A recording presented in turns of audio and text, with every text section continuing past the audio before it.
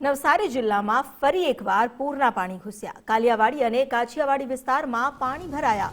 Collector કચેરીની બાજુમાં જ પાણી ભરાતા તંત્ર સામે સવાલ ઉઠ્યા છે। સિઝનમાં ત્રીજી વખત પૂર આવતા મોટા પાયે નુકસાનની ભીતિ સેવવામાં આવી રહી છે। આ પહેલી બીજી વાર નહીં, ત્રીજી વાર પૂર આવ્યું છે અને આ પૂરને કારણે નાના વેપારીઓને ભારે નુકસાન થયું છે। મોટી વાત તો એ છે કે કલેક્ટર કચેરીની બાજુમાં પણ પાણી ભરાઈ ગયા છે। આખરે તંત્રની કામગીરી કેવી હતી પ્રી મોન્સૂનની, તેને લઈને સ્થાનિકો સવાલ ઉઠાવી રહ્યા છે।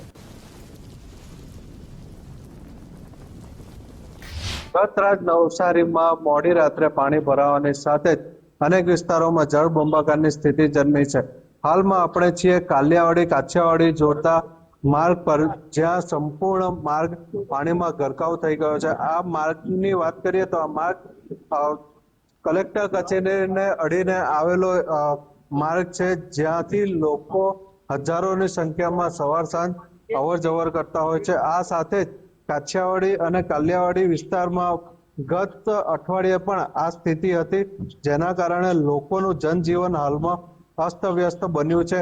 એક તરફ જ્યાં શહેરના નીચાણવાળા વિસ્તારોમાં પાણી ભરાય છે, ત્યારે કલેક્ટર કચેરીની બાજુમાં જ પાણી ભરાતા લોકો એ પ્રશ્ન ઉભા કરી રહ્યા છે કે જો તંત્ર જ એક તરફ પોતાની કચેરીઓને બચાવી શકતું ન હોય તો બીજી તરફ લોકોને કઈ રીતના મદદરૂપ થશે।